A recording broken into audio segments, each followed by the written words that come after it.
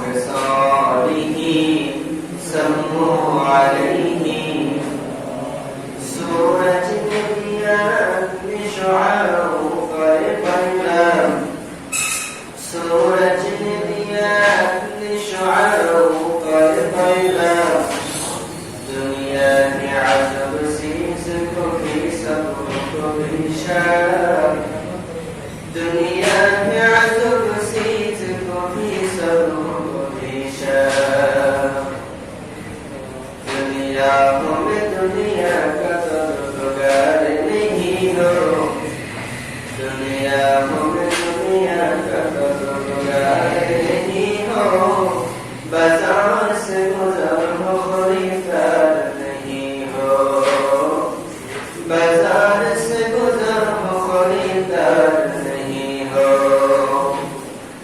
मकबूल तो है शाहजहां पागल तो बहुत है ऐना के मरंदे तो नहीं दिल तो बहुत है ऐना के मरंदे तो नहीं दिल तो बहुत है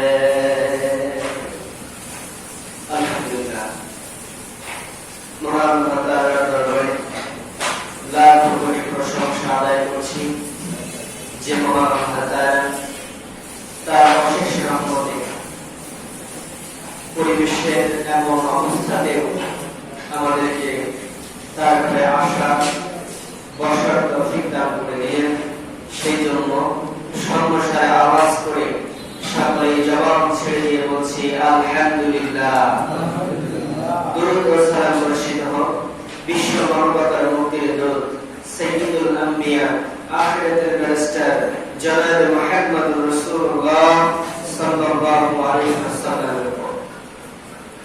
সম্মানিত হাজিরিন, আজ পবিত্র রবিউল আউয়াল মাসের দ্বিতীয় জুমা।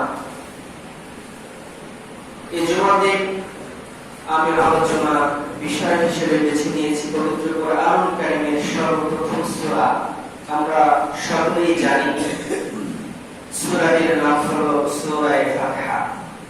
সূরাটির নাম সূরা ফাতিহা। তো আল্লাহ রাব্বুল আলামিনের কোরআনুল কারীম এটা হলো মহাবিশ্বের মহাবিশ্বয়। যতই আপনি রিসার্চ করতে থাকবেন, গবেষণা করতে থাকবেন, প্রত্যেকটি আয়াত থেকে প্রত্যেকটি অক্ষর থেকে নতুন নতুন বিষয় আপনার সামনে উদ্দীপ হয়ে বসে উঠবে।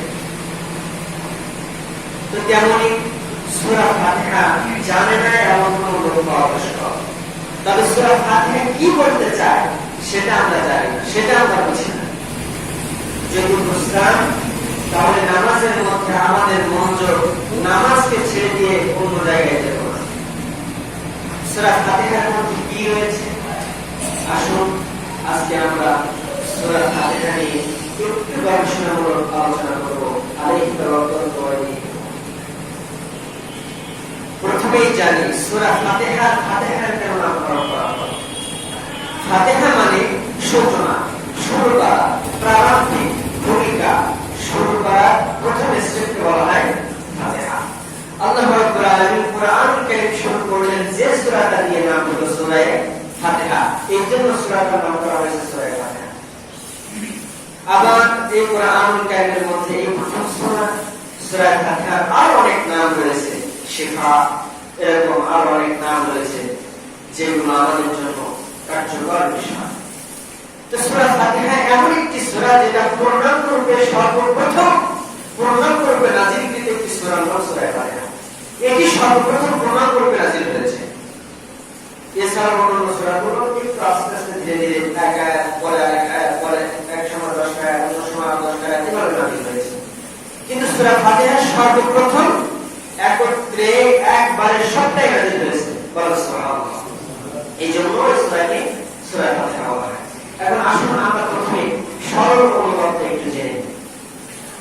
সূরা ফাতিহার সরল অনুবাদ আলহামদুলিল্লাহি রাব্বিল আলামিন। সমস্ত প্রশংসা সেই আল্লাহর, যিনি উভয় জাহানের মালিক। আর রহমানুর রহিম, যিনি পরম করুণাময় দয়ালু। মালিক ইয়াউমিদ্দিন, তিনি কিয়ামত দিবসের মালিক। ইয়্যাকা না'বুদু ওয়া ইয়্যাকা নাস্তাঈন, আমরা তোমার ইবাদত করি, তোমার কাছে সাহায্য চাই। ইহদিনাস সিরাতাল মুস্তাকিম, আমরা সরল সঠিক পথে চলতে চাই, এটা সাহায্য চাই। সিরাতাল লাযিনা আন'আমতা আলাইহিম, এমন পথে চলতে চাই যে পথে তুমি তাদেরকে নিয়ামত দান করেছো। যাদের তুমি নিয়ামত দান করেছো ওই পথে আমরা চলতেছি। সিরাতাল লাযিনা আন'আমতা আলাইহিম গায়রিল মাগদুবি আলাইহিম ওয়ালাদ-দাল্লিন, তাদের পথে নয় যাদেরকে আপনি লানত করেছেন, যারা ধ্বংসপ্রাপ্ততার পথে রয়েছে, ভ্রষ্টতার পথে রয়েছে, আমরা তাদের পথে যেতে চাই না। সূরা ফাতিহা এটাই সর্বপ্রথম। এবার আসুন আমরা স্টেপ বাই স্টেপ একটি আয়াত বাই একটি আয়াত আলোচনা করার চেষ্টা করি। আল্লাহ রাব্বুল আলামিন কুরআনুল কারীম দিয়ে মানুষদেরকে শিক্ষা দেওয়ার চেষ্টা করেছেন। জীবনের যত পথ তোমরা চলবে প্রত্যেকটা পথের জন্য শিক্ষা কুরআনুল কারীম। কুরআনুল কারীম সূচনা করলেন সূরা ফাতিহা দিয়ে। ফাতিহা মানে সূচনা, আবার সূচনা করলেন আল্লাহ রাব্বুল আলামিন প্রথম আয়াত আলহামদুলিল্লাহি রাব্বিল আলামিন। সমস্ত প্রশংসা সেই মহান রবের যিনি উভয় জগতের মালিক। কেন প্রথম আয়াত প্রশংসা দিয়ে শুরু করলেন? তার মানে আল্লাহ রাব্বুল আলামিন দুনিয়ার জমিনে যত মানুষ রয়েছে, যত মানুষ বিবেকবান যারা বুঝে, তাদেরকে একটা শিক্ষা আল্লাহ রাব্বুল আলামিন কুরআনুল কারীমের প্রথম সূরা প্রথম আয়াতে জানিয়ে দিলেন। ও দুনিয়ার মানুষ, বিবেকবান মানুষগুলি, তোমরা যখন দুনিয়ার জমিনে কোনো কিছু সূচনা করতে যাবে, শুরু করতে যাও, হোক ব্যবসা, হোক বাণিজ্য, হোক কৃষিকাজ, হোক তোমার যাত্রা, যে কাজ হোক না কেন, সমস্ত কাজের সূচনায় তুমি যেটা বলো সেটা বলো তুমি আল্লাহ রাব্বুল আলামিনের শুকরিয়া করে ওই কাজের মধ্যে নেমে যাও। আল্লাহ তাআলার নাম নিয়ে ওই কাজের মধ্যে নেমে যাও। আল্লাহ তাআলা তাই বলে দিলেন আলহামদুলিল্লাহি রাব্বিল আলামিন। সমস্ত প্রশংসা সেই আল্লাহ তাআলা যিনি উভয় জগতের মালিক। তিনি নিজে প্রশংসা করে দিলেন। তারপর আমাদের শিক্ষা দিচ্ছেন, তোমরা শিখে নাও যে কোনো কাজের শুরুতে তোমরা প্রশংসা করো। কার? আল্লাহ তাআলার প্রশংসা। সম্মানিত হাজিরিন, আল্লাহ রাব্বুল আলামিনের প্রশংসা আমরা করব। কিভাবে প্রশংসা করব? সমস্ত কাজের শুরুতে কিভাবে আল্লাহ রাব্বুল আলামিনের নাম নেব, আল্লাহ রাব্বুল আলামিন তাও শিক্ষা দিয়ে দিয়েছেন। আল্লাহ রাব্বুল আলামিন প্রিয় হাবিব শিক্ষা দিয়েছেন, যখন তোমরা কোনো কাজের মধ্যে ঢুকে যাও, কাজের শুরুতেই তোমরা বলো বিসমিল্লাহির রাহমানির রাহিম। শুরু করলাম সেই আল্লাহ তাআলার নামে, সেই স্রষ্টার নামে যিনি পরম করুণাময়। আল্লাহ বিষ্ণু সাল্লাল্লাহু শিক্ষা দিয়েছেন আমাদের। তাহলে পবিত্র কুরআনুল কারীমের প্রথম আয়াত আলহামদুলিল্লাহি রাব্বিল আলামিন শিক্ষা পেলাম। আল্লাহ তাআলা শিক্ষা দিচ্ছেন তোমরা যে কোনো কাজের শুরুতে আল্লাহ তাআলার নাম শুরু করে নাও। দ্বিতীয় নম্বর আয়াত আল্লাহ রাব্বুল আলামিন বলছেন আর রাহমানুর রহিম। আর রাহমানুর রহিম যিনি পরম করুণাময়, দয়ালুদাতা। এই আয়াত থেকে আমাদের শিক্ষা হলো আল্লাহ রাব্বুল আলামিন যেমন করুণাময়, দয়ালুদাতা, রাহমানুর রহিম। হে বান্দাগুলি, তোমাদের আল্লাহ তোমাদের উপর রহমত করেছেন। কিভাবে রহমত করেছেন? তোমরা দুনিয়ায় আসো, তোমাদেরকে দুনিয়ায় নিয়ে আসা হয়েছে, দুনিয়ার উপরে তোমাদেরকে নিয়ামত দেওয়া হয়েছে, দুনিয়ার উপরে তোমাদের জীবন জীবিকার ব্যবস্থা আল্লাহ করে দিয়েছেন, সুন্দর একটা পৃথিবী তোমাদের দান করে দিয়েছেন, এবং আল্লাহ রাব্বুল আলামিন তোমাদের উপর রহমত করেছেন। সুতরাং তোমরাও রহমত করে এভাবে অন্য একজন মানুষের প্রতি তোমরাও রহমত হয়ে যাও, তোমরা রহমতশীল হয়ে যাও। অন্য একটা অপরাধ করেছে, তার অপরাধের বিনিময়ে তোমরা তাকে সাজা দিতে পারো, কোরআন আইন দিয়েছে। তবে রাসূল আকরাম সাল্লাল্লাহু আলাইহি ওয়াসাল্লাম বলেছেন মানুষের ভুল ত্রুটি ক্ষমা করে দেওয়াই উত্তম কাজ।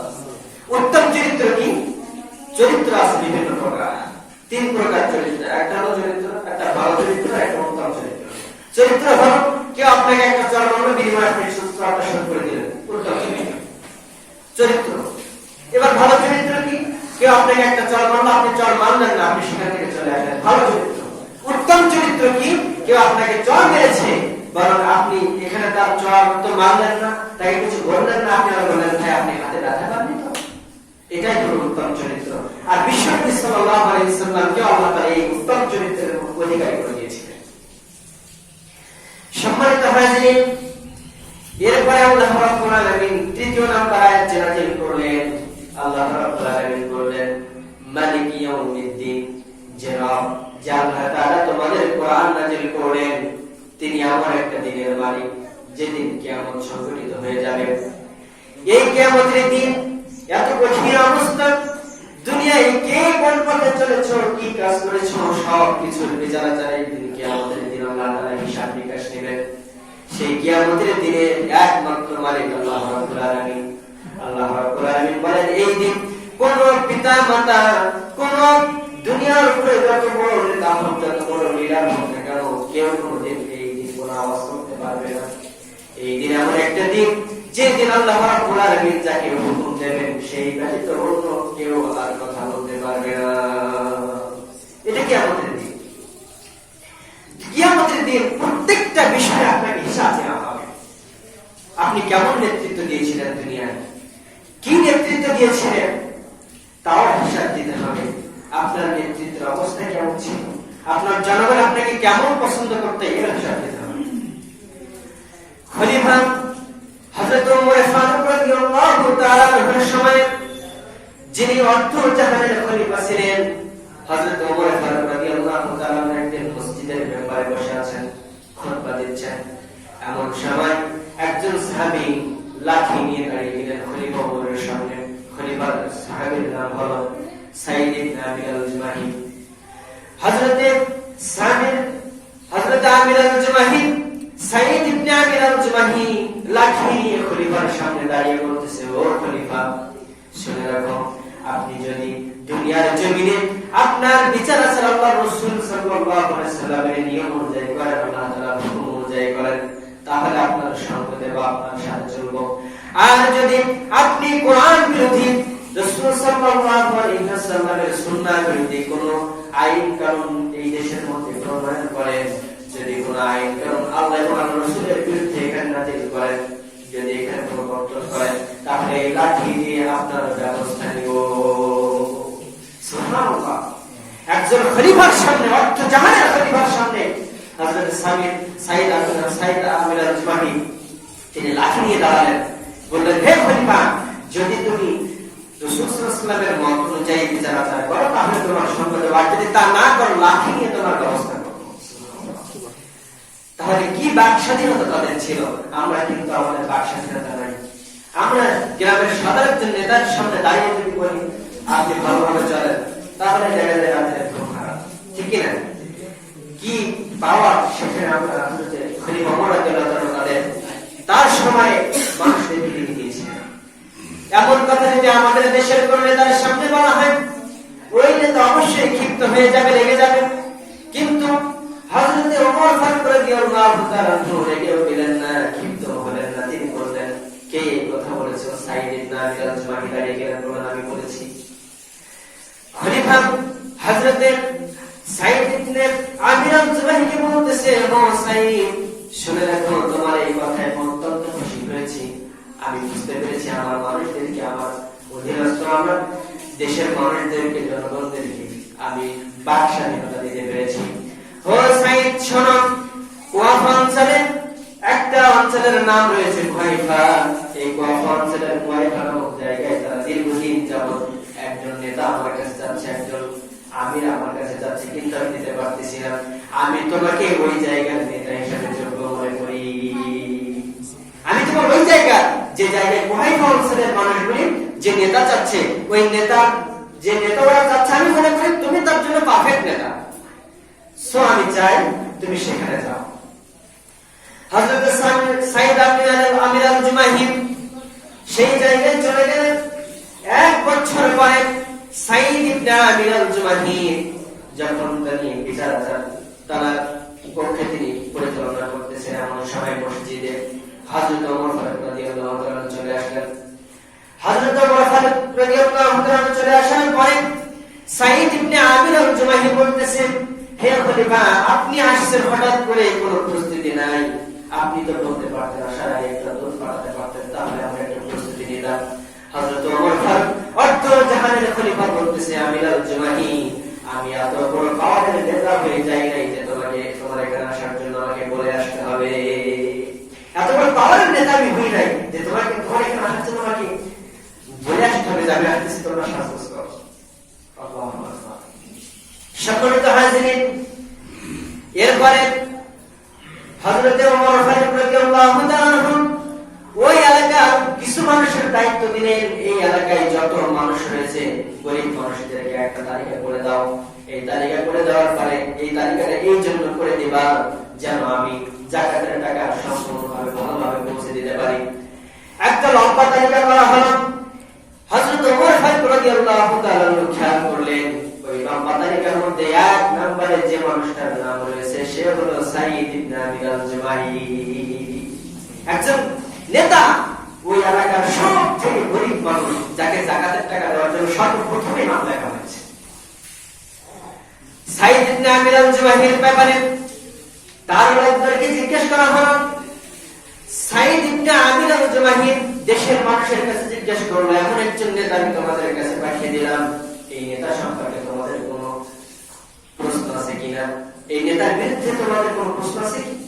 তারা বললো, হ্যাঁ, 4টা প্রশ্ন, 3টা প্রশ্ন আছে আমাদের এই নেতার বিরুদ্ধে 3টা অভিযোগ আছে। ওমর ফারুক চিন্তা করছেন, এত সুন্দর একজন নেতা আমি পাঠালাম এই এলাকায়, তার বিরুদ্ধে 3টা অভিযোগ, কি অভিযোগ শুনি? সাঈদ ইবনে আমির আল-জুমাহি তার ব্যাপারে 1 নম্বর অভিযোগ, তার এলাকার মানুষেরা যেটা করলো সেটা হলো সাঈদ ইবনে আমির আল-জুমাহি দেরি করে অফিসে আসে, 1 নম্বর অভিযোগ। 2 নম্বর অভিযোগ হলো জুমার দিন জুমার নামাজের আগে আমাদের কারোর সাথে দেখা করে না। আর 3 নম্বর অভিযোগ হলো তিনি মাঝে মাঝে বেহুশ হয়ে যান, মাঝে মাঝে তিনি বেহুশ হয়ে যান। সাঈদ ইবনে আমির আল-জুমাহিকে দাঁড়িয়ে দেওয়া হলো গোটা মানুষের সামনে। সাঈদ ইবনে আমির আল-জুমাহিকে যখন দাঁড়িয়ে দেওয়া হলো, ওমর ফারুক রাদিয়াল্লাহু আনহু বললেন, তোমার এলাকার মানুষ তোমার নামে কমপ্লেইন করেছে, এই প্রশ্নের জবাব দাও। সাঈদ ইবনে আমির আল-জুমাহি জবাব দিচ্ছেন, আমার বিরুদ্ধে 1 নম্বর অভিযোগ হলো আমি প্রত্যেকদিন অফিসে আসতে দেরি করি, তার কারণ হলো হে আমিরুল মুমিনিন, আমার ঘরে আমার স্ত্রী অসুস্থ অবস্থায় রয়েছে, আমি গরিব মানুষ, 2 ধরনের আটা পাওয়া যায়, গমের আটা আর জবের আটা। বর্তমান সময়ে পাওয়া যায় গমের আটা, কিনতে পারি না, অল্প টাকা লাগে, এই জন্য জবের আটা নিয়ে এই জব পিষে সকালবেলা নাস্তা করে অফিসে আসতে আমার দেরি হয়ে যায়। এই জবের আটা পিষে দাঁড়িয়ে রুটি বানিয়ে খেয়ে আসতে আমার দেরি হয়ে যায়। 2 নম্বর অভিযোগ করা হয়েছে, হে ওমর ফারুক রাদিয়াল্লাহু তাআলা আমিরুল মুমিনিন, শুনুন, 2 নম্বর অভিযোগ হলো আমি জুমার দিন কেন দেরি করে আসি? জুমার দিন মসজিদে জুমার নামাজের আগে আমি কারোর সাথে দেখা করতে পারি না, কারণ হলো আমার একটা জামাত। সারা সপ্তাহ এই জামাটা ব্যবহার করার পরে জুমার দিন আমি সকালে জামাটা ভিজে দিই, শুকাতে নামাজের সময় হয়ে যায়। যখন জামাটা শুকিয়ে যায় তখন আমি জামাটা পরে জুমার নামাজে যাই, যার কারণে সকাল থেকে জুমার আগ পর্যন্ত আমি মানুষের সাথে দেখা করতে পারি না।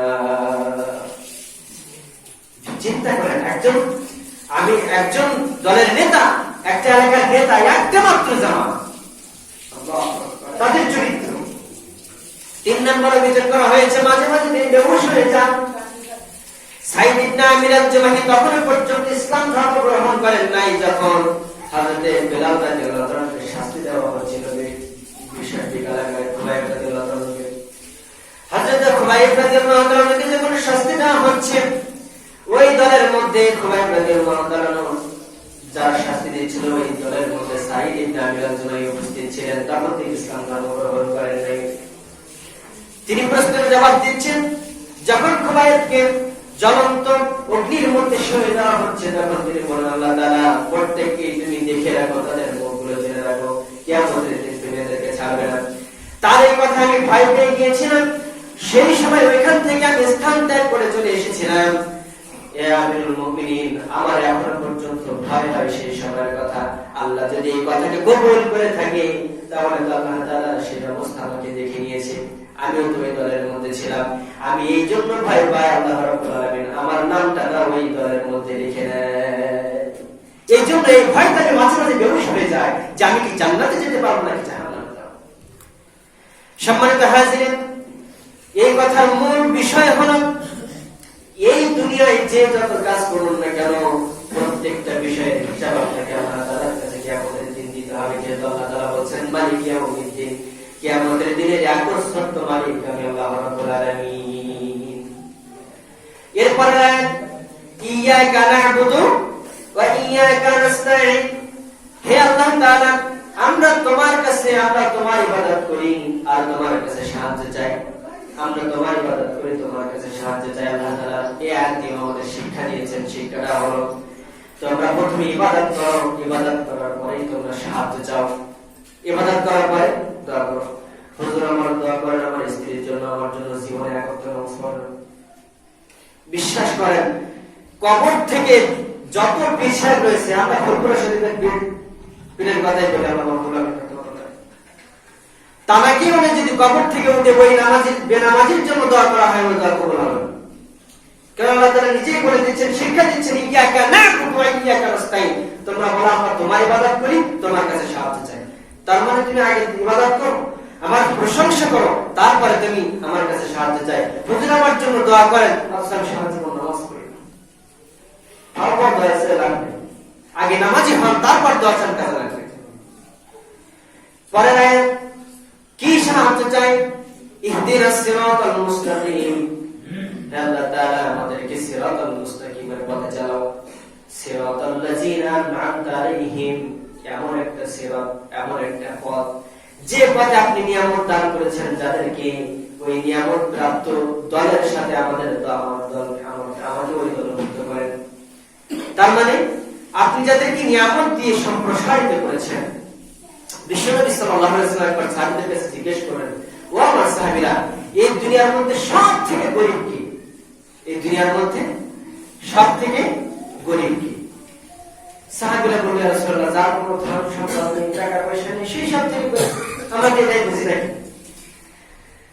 আল্লাহ রাব্বুল আলামিনের প্রিয় হাবিব বিশ্বনবী জনাবে মুহাম্মদুর রাসূলুল্লাহ সাল্লাল্লাহু আলাইহি ওয়াসাল্লাম বললেন, না না না, ওই ব্যক্তি প্রকৃত গরীব নয়। প্রকৃত গরীব হলো ওই ব্যক্তি যার কিয়ামতের দিন সামান্যতম আমল থাকবে না। কিয়ামতের দিন যার সামান্য পরিমাণ আমল থাকবে না, ওই ব্যক্তি সব থেকে মিসকিন, সব থেকে গরীব, ওর থেকে গরীব আর কেউ নয়। যে কথা বলতেছিলাম, এরপরে আল্লাহ রাব্বুল আলামিন বলেন, ইহদিনাস সিরাতাল মুস্তাকিম সিরাতাল লাযিনা আন'আমতা আলাইহিম। এমন একটা পথে চালান, এমন একটা পথে আমাদেরকে নিয়ে যান, যেই পথে আপনি রহমত করেছেন, নিয়ামত দান করেছেন, ওই পথে আমাদেরকে নিয়ে যান। গায়রিল মাগদুবি আলাইহিম ওয়ালাদ-দাল্লিন, সেই পথে আমাদেরকে কখনোই নিয়ে যাবেন না যাদেরকে আপনি অভিশপ্ত করেছেন, লানত দিয়েছেন, যারা ধ্বংস হয়ে গিয়েছে। ওই পথে আমাদের কখনো নিয়ে যাবেন না, কারণ ওই পথে যদি আমাদেরকে নিয়ে যান তাহলে তো আমরা ধ্বংস হয়ে যাব। তার মানে এর থেকে আমাদের শিক্ষা হলো, তোমরা ধ্বংস যারা হয়ে গিয়েছে দুনিয়া থেকে, তোমরা বুঝতে পেরেছো ধ্বংস কারা? যারা আল্লাহ তাআলার সাথে কুফর করেছে, যারা রাসূল সাল্লাল্লাহু আলাইহি ওয়াসাল্লামের সাথে বেয়াদবি করেছে, যারা ইসলামের সাথে বেয়াদবি করেছে, এরাই ধ্বংস। যারা সুদ খাচ্ছে ধ্বংস, যারা ঘুষ দিচ্ছে ধ্বংস, যারা ইবাদত করছে না ধ্বংস। সুতরাং তোমরা এই পথে যেও না, এই পথ থেকে ফিরে যাও, এই পথ থেকে আল্লাহ তাআলার কাছে পানাহ চাও, যে আল্লাহ তাআলা ওই পথে আমাদেরকে নিয়ে যাবেন না। সম্মানিত হাজিরিন, সময় অল্প, 5 মিনিটের মধ্যে শেষ করব। আল্লাহ রাব্বুল আলামিন যে সূরা ফাতিহা আমাদেরকে নাযিল করে দিলেন, আমাদের সামনে দাঁড় করিয়ে দিলেন, এই সূরা ফাতিহার মধ্যে অবাক করার বিষয় একটা মিল রয়েছে, কিন্তু আমরা জানি না। আমরা জানি না এই মিলটা কোথায়। আমরা প্রত্যেকদিন নামাজ পড়তেছি, নামাজে পড়তেছি আলহামদুলিল্লাহি রাব্বিল আলামিন আর রহমানির রহিম মালিক ইয়াউমিদ্দিন ইয়াকা না'বুদু ওয়া ইয়াকা নাস্তাইন ইহদিনাস সিরাতাল মুস্তাকিম সিরাতাল লাযিনা আন'আমতা আলাইহিম গায়রিল মাগদুবি আলাইহিম ওয়ালাদ-দাল্লিন। সব সময় পড়তেছি, প্রত্যেক নামাজে পড়তেছি না, কারণ সূরা ফাতিহা তো নামাজ হবে। প্রত্যেক রাকাতে আমরা সূরা ফাতিহা পড়তেছি। কি মিল রয়েছে? অর্থ করে দেখার চেষ্টা করুন। আলহামদুলিল্লাহি রাব্বিল আলামিন, সমস্ত প্রশংসা সেই আল্লাহ। আর রহমানুর রহিম, যিনি পরম করুণাময় দয়ালু। মালিক ইয়াউমিদ্দিন, যিনি কিয়ামত দিবসের মালিক। ইয়াকা না'বুদু ওয়া ইয়াকা নাস্তাইন ইহদিনাস সিরাতাল মুস্তাকিম সিরাতাল লাযিনা আন'আমতা আলাইহিম গায়রিল মাগদুবি আলাইহিম ওয়ালাদ-দাল্লিন। কেউ কি বলতে পারবেন সূরা ফাতিহার মোট কয়টা আয়াত? 7টা আয়াত। সূরা ফাতিহার মোট 7টা আয়াত। এই 7টা আয়াতকে সমান ভাগে বিভক্ত করেন, কয়টা হবে? 3.5। এপাশে 3.5 আয়াত। তাহলে 4র্থ নাম্বার আয়াতকে আমাদের দ্বিখণ্ডিত করতে হচ্ছে, ঠিক কিনা? ভালো করে খেয়াল করুন। 4র্থ নাম্বার আয়াতটা কি? ইয়াকা না'বুদু ওয়া ইয়াকা নাস্তাইন, আমরা তোমার ইবাদত করি, তোমার কাছেই সাহায্য চাই। এই আয়াতটাকে দ্বিগুণিত করা হচ্ছে। বিশ্বাস করেন এই আয়াতকে দ্বিগুণিত করার পরেও প্রথম থেকে শেষ পর্যন্ত সব অর্থ সম্পূর্ণভাবে ঠিক থাকে, মিলে যাচ্ছে না। কিভাবে? প্রথম আয়াত আলহামদুলিল্লাহি রাব্বিল আলামিন, আমরা চতুর্থ আয়াত থেকে ঘুরে দেখি। চতুর্থ নম্বর আয়াত ইয়াকা না'বুদু ওয়া ইয়াকা নাস্তাইন, তোমার কাছে তোমার ইবাদত করি, তোমার কাছে সাহায্য চাই। তাহলে চতুর্থ নম্বর আয়াতটা যদি আমরা ভাগ করি, প্রথম তিনটার সাথে মিলে যাচ্ছে ইয়াকা না'বুদু নাকি, আর পরের চারটা চতুর্থ পঞ্চম ষষ্ঠ নাম্বার আয়াতের সাথে 5 6 7 নাম্বার আয়াতের সাথে চতুর্থ নাম্বার আয়াতের পরের অংশ, তার মানে ওয়া ইয়াকা নাস্তাইন। এবার আমরা প্রথম আয়াতের সাথে একটু মিলিয়ে দেখি। চতুর্থ আয়াতের প্রথম অংশ কি? ইয়াকা না'বুদু, আমরা তোমার ইবাদত করি। চতুর্থ নাম্বার আয়াতের প্রথম অংশ, আমরা তোমার ইবাদত করি। প্রথম আয়াতের সাথে মিলিয়ে দেখেন মেলে কিনা। চতুর্থ নাম্বার আয়াতের প্রথম অংশ ইয়াকা না'বুদু, আমরা ইবাদত করি আলহামদুলিল্লাহি রাব্বিল আলামিন, যিনি সমস্ত প্রশংসার মালিক। ইয়াকা না'বুদু, আমরা ইবাদত করি আর রহমানুর রহিম, যিনি পরম করুণাময় দয়ালু। ইয়াকা না'বুদু, আমরা ইবাদত করি মালিক ইয়াউমিদ্দিন, যিনি কিয়ামত দিবসের মালিক। সুবহানাল্লাহ, সুবহানাল্লাহ। পরের অংশের সাথে মিলান, ইয়াকা না'বুদু ওয়া ইয়াকা নাস্তাইন, তোমার কাছে সাহায্য চাই। কি সাহায্য চাই? ইহদিনাস সিরাতাল মুস্তাকিম, সরল সঠিক পথে চালাও। কি সাহায্য চাই? সিরাতাল লাযিনা আন'আমতা আলাইহিম, যাদেরকে আপনি নিয়ামত দিয়েছেন ওদের অন্তর্ভুক্ত আমাদের করেন। কি সাহায্য চাই? গায়রিল মাগদুবি আলাইহিম ওয়াদ-দাল্লিন, তাদের পথে আমাদের নিয়ে যাবেন না যারা ভ্রষ্টতার পথে রয়েছে, যারা ধ্বংস হয়ে গিয়েছে। সুবহানাল্লাহ, বুঝলেন আমার কথাটা? তার মানে চতুর্থ নাম্বার যে আয়াতটি, এই আয়াতটি যখন আমরা সমানভাবে দ্বিখণ্ডিত করে দিচ্ছি, প্রথম চতুর্থ আয়াতের প্রথম অংশ তৃতীয় প্রথম যে তিনটা আয়াত রয়েছে এই তিনটা আয়াতকে সমর্থন করে। চতুর্থ নাম্বার আয়াতের প্রথম অংশ সূরা ফাতিহার প্রথম তিনটা আয়াতকে সমর্থন করে। চতুর্থ নাম্বার আয়াতের দ্বিতীয় অংশ লাস্টের তিনটা আয়াতকে সমর্থন করে। সুবহানাল্লাহ। এই সমস্ত গবেষণাগুলো যখন আমাদের মধ্যে আগে, বিশ্বাস করেন নামাজ থেকে আপনার ফারেক হতে ইচ্ছা হবে না। কেন সাহাবীরা নামাজ পড়তেন কিন্তু তারা বুঝতে পারতেন না তাদের সময় কখন যাচ্ছে? কারণ তারা বুঝতো যে আয়াতের মধ্যে কি রহস্য লুকিয়ে রয়েছে। সম্মানিত হাজিরিন, সময় হয়ে গিয়েছে, এজন্য আজকের আলোচনা দীর্ঘায়িত করব না। আল্লাহ তাআলা আমাদেরকে সঠিক বুঝ দান করুন, সঠিক কথা বলার তৌফিক দান করুন, সঠিকভাবে আমাদের চলার তৌফিক দান করুন। আল্লাহ তাআলা আমাদের সকলকে তার নিয়ামত দ্বারা পরিপূর্ণ করুন, আমাদের গুনাহগুলোকে মাফ করে দিন। ওয়া আখিরু দাওয়ানা আলহামদুলিল্লাহি রাব্বিল আলামিন। আসসালামু আলাইকুম ওয়া রাহমাতুল্লাহি ওয়া বারাকাতুহু।